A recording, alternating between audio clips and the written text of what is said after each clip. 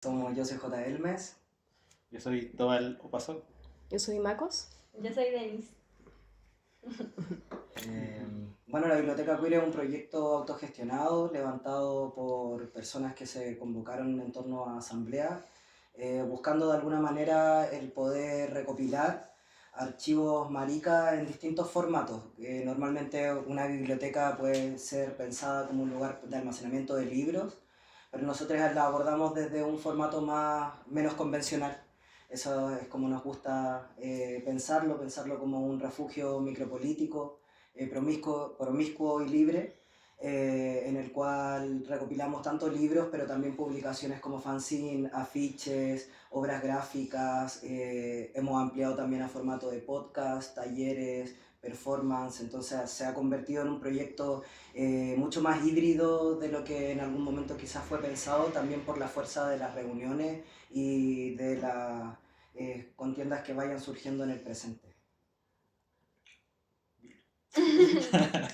La Biblioteca Queer surge el julio del año 2023 y desde ahí hemos funcionado en varios espacios haciendo asambleas, y esas asambleas han tenido lugar en Casa Palacio, en Casa Taller Teatro Sur, principalmente en estas primeras 10 asambleas que tuvimos durante el año 2023.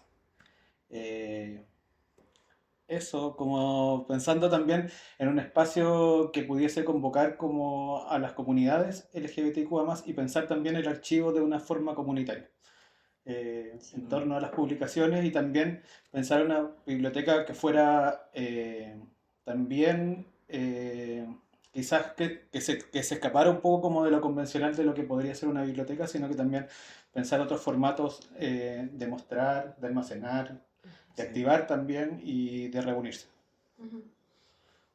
Quería decir que es importante decir que la biblioteca solamente funciona en base a donaciones de los artistas. Nosotros no hemos comprado ningún tipo de obra que está dentro de la colección, y hoy en día contamos con 400 ejemplares más o menos como en total de la colección.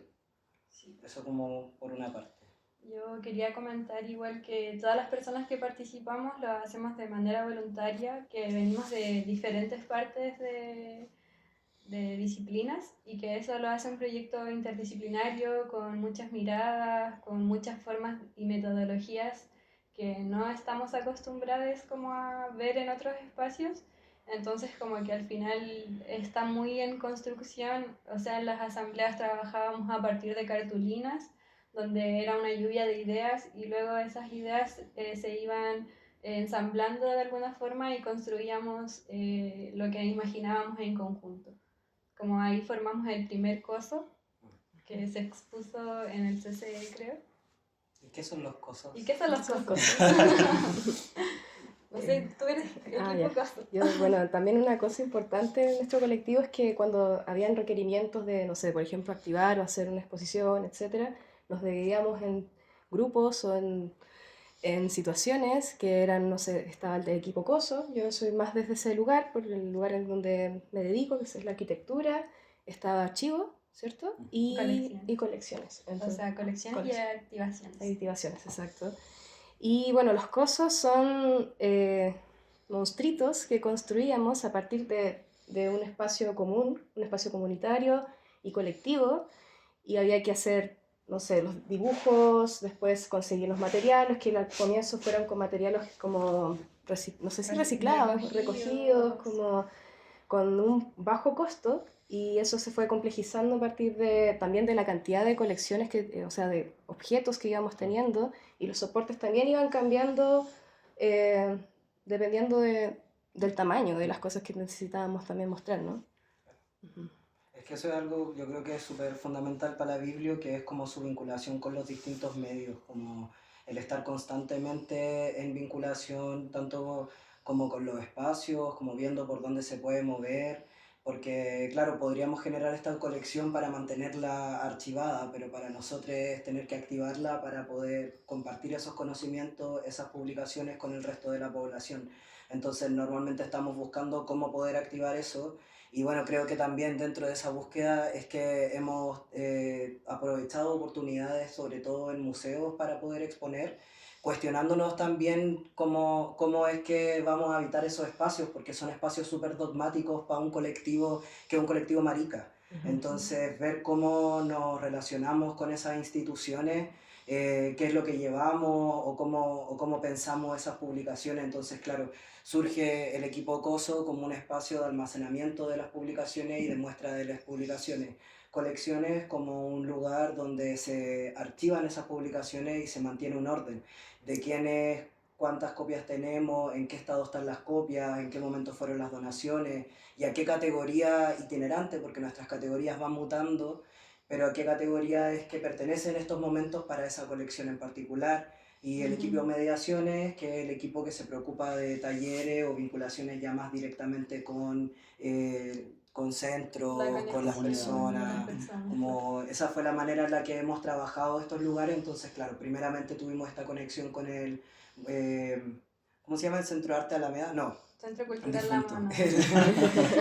El Centro Cultural La Moneda. Sí, Centro Cultural La Moneda, sí. El Centro Cultural La Moneda, que es el museo que estaba bajito de La Moneda, y ahí tuvimos nuestra primera exposición, a pesar de que sí hubieron muestras antes como de proceso, pues en el Seina hubo una muestra de un coso previo, como una mesa que se despegaba. Un prototipo. Claro, a partir también de estos procesos también como que existieron los prototipos de cómo pensar también estos dispositivos que se podían y cómo interactuaba, por ejemplo, la colección con las personas.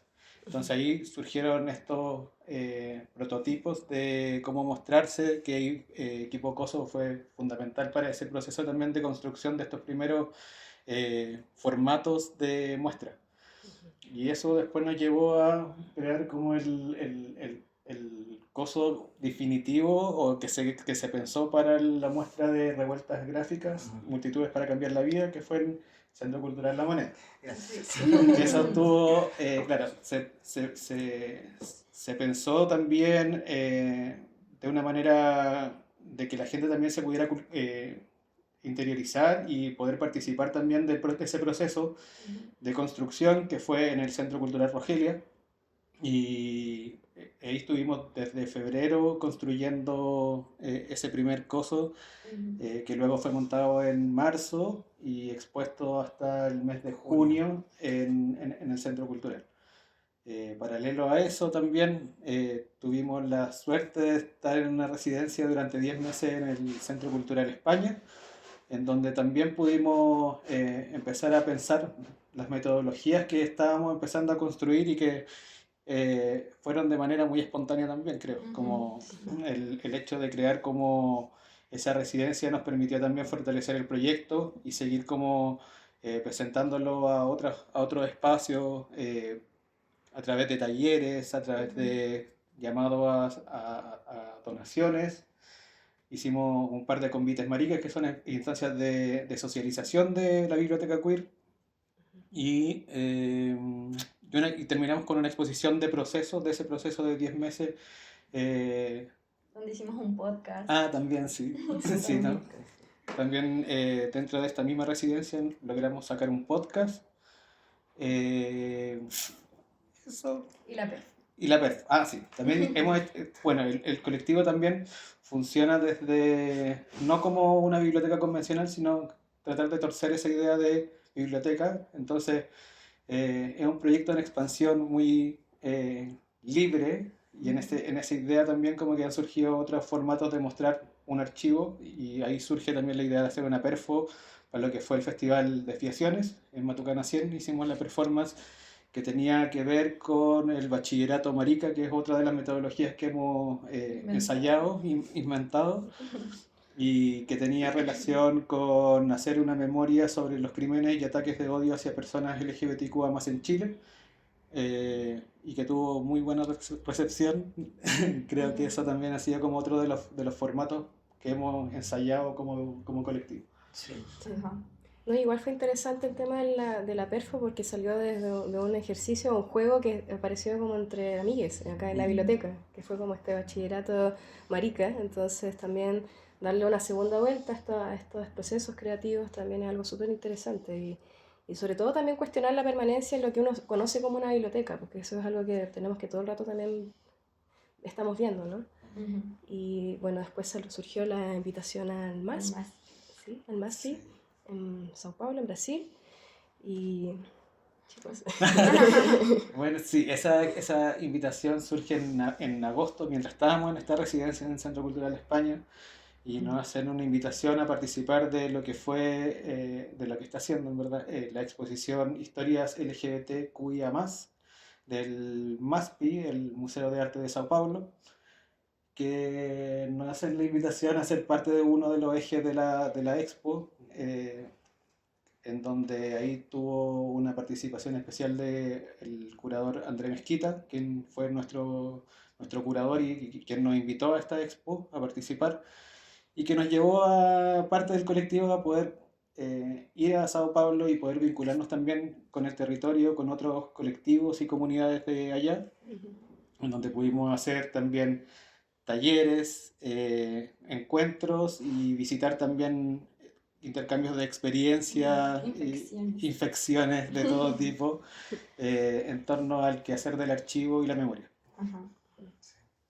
Siempre estamos buscando cómo activar esas exposiciones también, como una de las cosas que hacíamos y que no se pudo hacer en Sao Paulo, pero que la hemos hecho antes, son los cruces literarios, como por ejemplo hacemos cruces entre personas que hayan donado su obra a la biblioteca y que estén disponibles para poder leer, y por ejemplo hay 4 personas, cada una lee, y eso lo hacemos en los lugares donde exponemos, entonces también es una manera de ir dándole vida, ¿no? Como que no sean estas cosas estáticas, y creo que también los colores que utilizamos, las texturas y el hecho de que ya la exposición se pueda tocar fue algo muy rupturista, por ejemplo, en el MASPI, que nosotros llegamos allá, era un lugar como bien, mi Blanco. impresión, ¿no? Bien blanco, bien higiénico, muy en hartas higiénico. formas, pero también literalmente los espacios estaban bien marcados de un blanco museo muy Ujú. pulcro, y nosotros veníamos con una propuesta y llevamos a cabo una propuesta muy colorida, de mucha textura,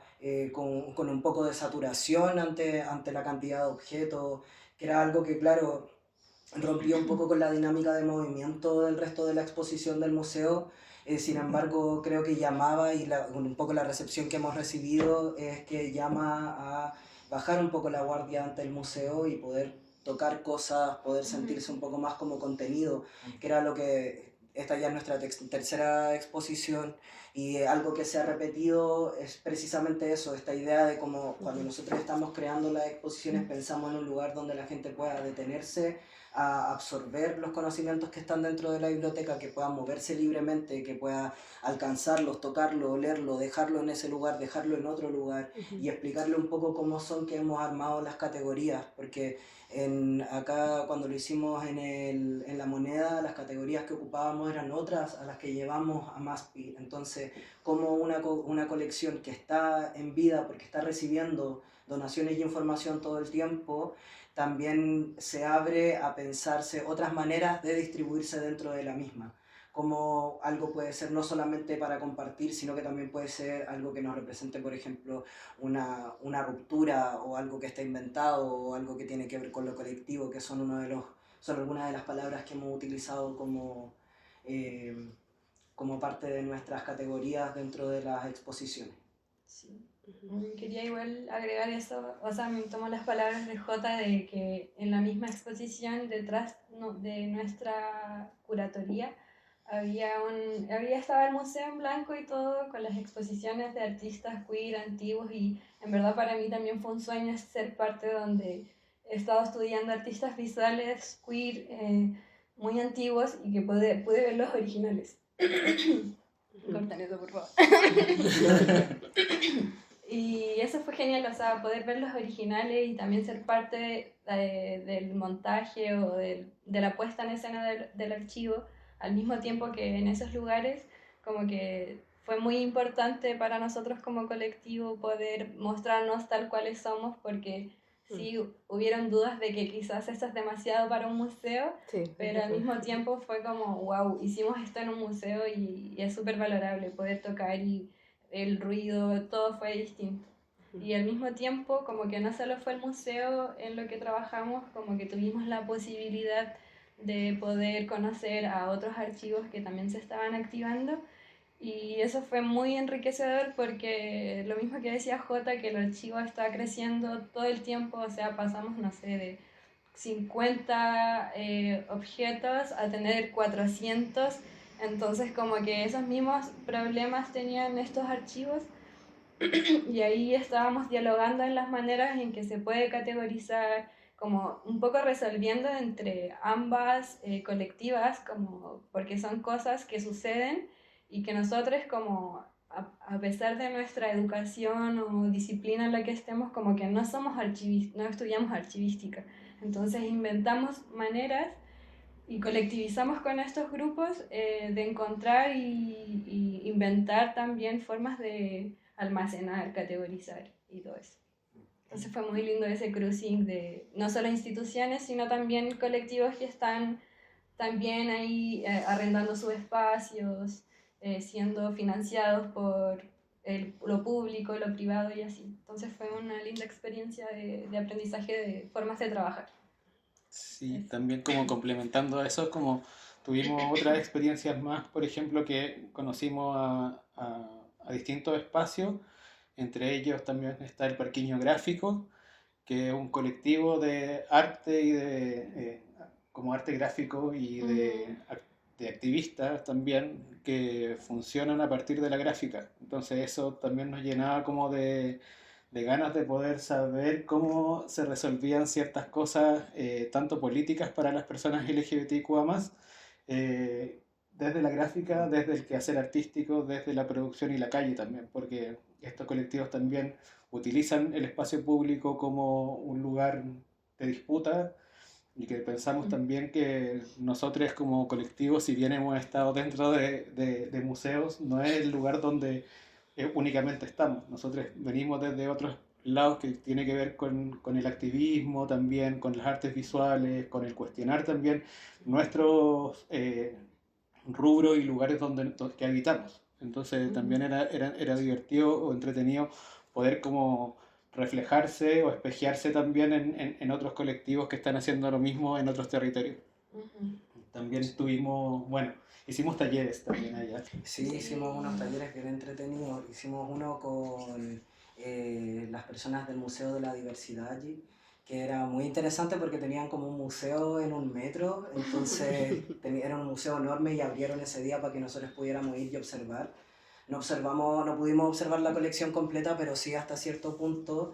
Y luego nos fuimos a hacer este taller en el cual reflexionamos en torno al lenguaje, como qué palabras utilizamos nosotros para nombrarnos acá, qué palabras se utilizan en el Bajubá, que es una lengua marica antigua de Brasil, que la persona que es Amara nos estaba ayudando mucho como a entender cómo funcionaban. Hicimos unos papeles en los que aparecía una palabra en nuestra lengua, aparecía una palabra en portugués o en bajubá y las enganchábamos así. Entonces íbamos viendo cómo estaban estas traducciones y luego eso formó parte de la exposición. Estaban como colgaditas las palabras, entonces era muy entretenido porque funcionaban también como alguna manera de traducción, porque tenemos una barrera lingüística, ¿no? Nosotros hablamos castellano la gran mayoría y ella habla en portugués, entonces o sea, habían obras que estaban en otras lenguas, la gran mayoría estaba en castellano, entonces también esta parte como bilingüe nos ayudó mucho a poder como conectar y decir, no, mira, cuando tú te estás refiriendo a una trans lesbiana, estás diciendo zapatrans, por ejemplo, que eran cosas que nosotros no manejábamos, pero que claro, dentro de este conjunto que se dio en el taller logramos dar con nuevas palabras y nuevos vocabularios y también entender que hay ciertas cosas como por ejemplo la palabra trabo que allá se ocupaba de otra manera, entonces también nos vamos entendiendo las cargas históricas que traen las palabras y no solamente su uso cotidiano, sino desde dónde vienen y cómo nos relacionamos hoy en día con ellas. Ese fue un taller que fue súper entretenido y el otro fue el más entretenido del mundo. más Es que fue lo máximo, Sí. porque pedimos una fotocopiadora. Entonces teníamos una fotocopiadora así grande y pedimos como hojas A3 y que tuviera tinta color. Entonces figurábamos en la parte donde está como donde se venden cosas del MASPI, como la tienda, y teníamos un ladito ahí y estaba la fotocopiadora. Este taller lo hicimos en inscripción con la exposición, era parte de las cosas que íbamos a hacer en el MASPI. Y nuestro llamado fue a que las personas primero fueran a ver la colección, que se inspiraran con ella, que agarraran frases, que tocaran los libros, que vieran las imágenes y que luego volvieran, intervinieran su cuerpo con alguna frase o algo que se les viniera. La gente se rayaba acá, la guata, hay personas que se rayaban los pies y luego lo que nosotros hicimos fue fotocopiar eso. Entonces teníamos gente sentada encima de la fotocopiadora con las patas arriba, todo el mundo se motivó un montón. Luego salían las copias y ellas las intervenían. Entonces generaban obras nuevas tipo collage con estas intervenciones corporales inspiradas también por En lo las que vieron palabras, claro. en la biblioteca. Ujú. Y ese taller fue muy hermoso, las personas se emocionaron un montón y también por poder hacer cuerpo-texto, ¿no? Como que creo que algo que está muy ligado dentro de las disidencias y dentro de las cosas que tenemos en la colección es cómo el cuerpo se transforma en un testimonio de una vivencia que se lleva a cabo a través del arte. Entonces creo que en ese taller se pudo ver muy bien esa conexión entre texto y cuerpo, que nosotros estamos en reflexión constante en torno a eso. Ujú. De hecho, las categorías que utilizamos para la expo de MASPI, por ejemplo, están todas relacionadas con el cuerpo.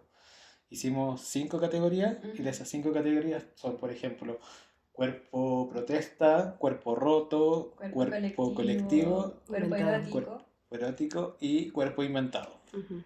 Y a partir de esas 5 categorías, por ejemplo, se Separaron. categorizó, ¿cierto? claro, todas las publicaciones y objetos son parte de estos 5 cuerpos que están a disposición. Entonces, el taller que habla J, que se llamaba Cuerpo Mutante, tenía relaciones con eso, que era como cómo utilizamos el cuerpo finalmente y el texto como una forma de expresión, ¿o no? Sí, No, muy bien, lo entendiste muy bien. me encariñó todo.